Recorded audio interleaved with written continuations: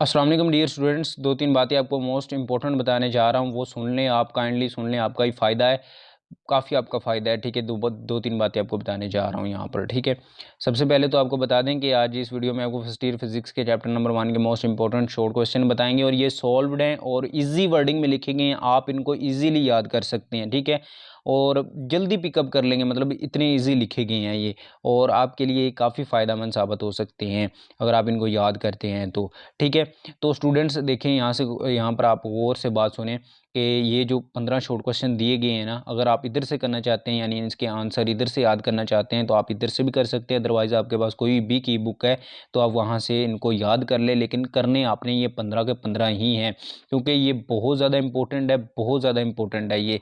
ठीक है, काफ़ी बार आ चुके हैं ये पेपर्स में। ठीक है, तो आपने इनको लाजमी करना है, यहाँ से ये क्वेश्चंस देख लें, इनको निशान लगा लें अपनी की बुक पर, वहाँ से करना चाहते हैं वहाँ से कर लें, अदरवाइज़ यहाँ से कर लें। ठीक है, ये यहाँ पर भी सोल्व शॉर्ट क्वेश्चन दिए गए हैं, आपका इसमें काफ़ी फ़ायदा है। इसके अलावा दूसरे चैप्टर्स के short questions, MCQs, long questions और दूसरी बुक्स के इंशाल्लाह इस चैनल पर अपलोड किए जाएंगे। उसके लिए आपने करना क्या है, चैनल को सब्सक्राइब कर लेना है, बेल आइकन प्रेस करके ऑल पर क्लिक कर लेनी है, ताकि फ्यूचर में जब भी मैं वीडियो अपलोड करूं तो आपके पास नोटिफिकेशन आ जाए और आप उससे इजीली जो है फ़ायदा उठा सकें। बिना टाइम वेस्ट के चलते हैं अपनी वीडियो की तरफ, अपने टॉपिक की तरफ। ठीक है, क्वेश्चन नंबर 1 से शुरू करते हैं, साथ साथ मैं आपको रीडिंग भी करवा देता हूँ ताकि जो है आप इजीली इनको पिकअप कर सके, इजीली आपको इनको इनकी समझ आ सके। ठीक है, कि ये क्या है। ठीक है, बहुत आसान है, 15 हैं, इनको आप कर लें, इजीली आप कर सकते हैं। ठीक है, और आपका चैप्टर नंबर 1 क्लियर हो जाएगा शॉर्ट क्वेश्चंस के हवाले से, अगर आप ये 15 शॉर्ट क्वेश्चंस कर लेते हैं तो। ठीक है, तो सबसे पहले देखते हैं हम जी, give the drawbacks of using the period of a pendulum as a time standard.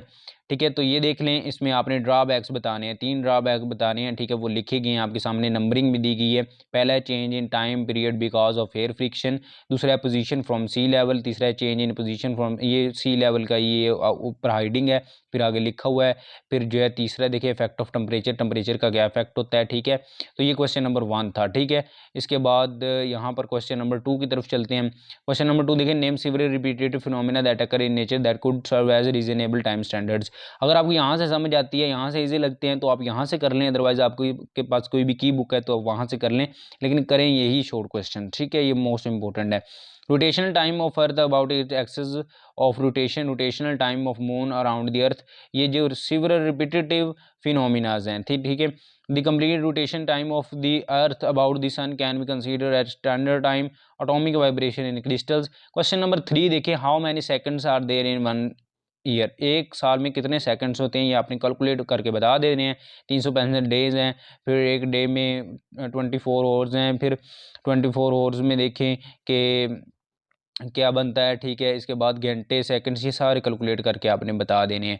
Question number 4 देखें, the period of simple pendulum is measured by stopwatch that what type of errors are possible in the time period. ठीक है, errors बताने हैं कि कौन कौन से यहाँ पर आ सकते हैं। ठीक है, और देखिए यहाँ पर पहला है unexperience of a person at the time of starting and stopping the stop watch. इसके बाद systematic error which occur due to the poor collaboration of the instrument. And question number 5 देखें, differentiate between systematic error and random error. Random error और systematic error में आपने फ़र्क बताना है कि ये क्या होते हैं। ठीक है, रैंडम एरर देखें, this error occur completely randomly, they are unpredictable and cannot be replicated by repeating the experiment, so every time it gives different result. The random error varies from one observation to another. Random error is due to the factor that cannot or will not be controlled.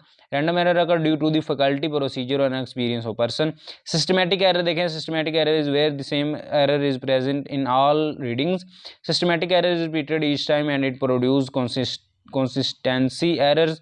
Systematic error arises because of incorrect calibration of the instrument. A systematic error affects the accuracy of the result.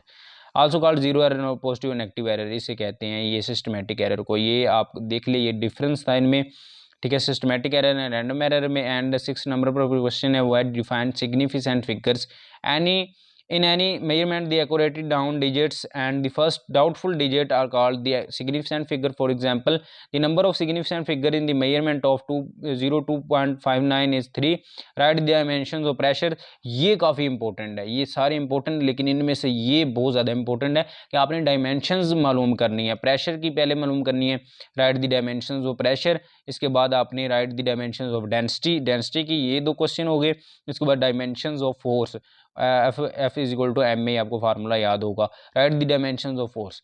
ठीक है, question number 10 की तरफ चलते हैं। तो 10 देखें, what are the dimensions and units of gravitational constant G in the formula F is equal to G m1 m square m1 m2 बटा r square. ठीक है, और ये भी यहाँ पर जो है यूनिट्स भी बताने हैं साथ में और डायमेंशंस भी बताने, ये भी डायमेंशंस, ये 4 जो डायमेंशंस वाले शॉर्ट क्वेश्चन है ये बहुत ज़्यादा इंपॉर्टेंट है। और आपको बताता चलूँ कि जो एक्सरसाइज वाले शॉर्ट क्वेश्चन होते हैं फिजिक्स में बहुत ज़्यादा इंपॉर्टेंट होते हैं, वो काफ़ी इंपॉर्टेंट होते हैं, वो लाजमी आते हैं। ठीक है, तो ये आपने यहाँ पर सोल्व करके बता देने और इसके यूनिट्स भी बता देने, यूनिट्स ऑफ ग्रेविटेशनल कॉन्स्टेंट ये जी।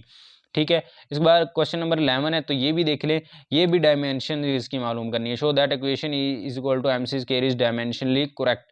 ये करेक्ट है या नहीं, लेफ्ट हैंड साइड पहले सोल्व करनी है, यानी ई सोल्व करनी है, फिर आपने एम सी स्क्वायर सोल्व करना है राइट हैंड साइड। ठीक है, तो ये होगी। इसके बाद क्वेश्चन नंबर 12 देखें, show that the expression V F is equal to V I T is dimensionally correct. ये भी सोल्व करने वाला है, ये भी बहुत इंपॉर्टेंट शॉर्ट क्वेश्चन है। Show that the expression V F is equal to V I plus A T is dimensionally correct. ठीक है, ये आपने देख लेने, ये भी आपको सोल्व करने वाले क्वेश्चन ही हैं। ठीक है, डिफरेंशिएट बिटवीन प्रीसाइजन एंड एक्यूरेसी, इन दोनों में डिफरेंस आपने बताना है। पहले ये इसकी डिफरेंस देख लें। एक्यूरेसी की, it could be defined as the level of correctness of a measurement to its true value has one factor use for measuring accurate atoms have to precise in most cases.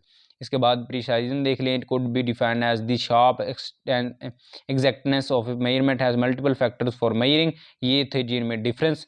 ये question number 13 था। Question number यहाँ पर एक point इसका रह गया, ये नीचे वाले का, ये भी इसके साथ ऐड कर लें। इसके बाद क्वेश्चन नंबर 14 देख लें। Why do we find it useful to have 2 unit for the amount of substance kilogram and mole. तो यहाँ पर आपने बता देना है कि both unit use to describe the amount of the substance.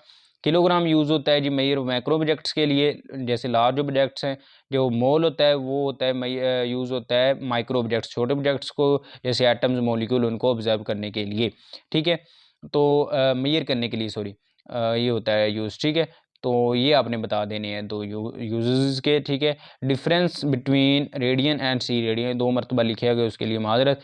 ठीक है, ये देख लिया। अब डिफाइन रेडियन एंड स्टी रेडियन। पहले रेडियन की डेफिनेशन दे, फिर स्टी रेडियन की, फिर उनके यूजेस बता देने आपने 1-2।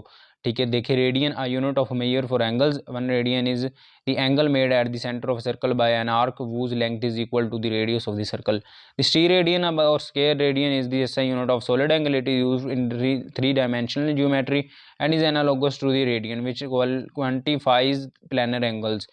Radian is unit used for measuring plane angles, यानी 2D एंगल्स के लिए यूज़ होता है रेडियन। स्टी रेडियन जो है 3D एंगल्स के लिए यूज़ होता है, सॉलिड एंगल्स के लिए। ठीक है, तो ये थे जी शॉर्ट क्वेश्चन, मोस्ट इंपॉर्टेंट 15 जो सोल्व्ड थे।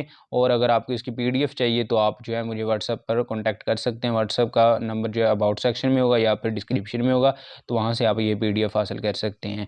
उम्मीद है आपको समझ आ गई होगी। इससे दूसरे क्वेश्चन, दूसरे चैप्टर्स के क्वेश्चन भी आपको मिल जाएंगे जल्दी इंशाल्लाह इस चैनल पर। तो चैनल सब्सक्राइब कर लें, बेल आइकन प्रेस कर लें, ऑल पर क्लिक कर लें, ताकि आपको नोटिफिकेशन मिल जाए और आप इजीली उसे पिकअप कर सकें। Thanks for watching. अल्लाह हाफिज़।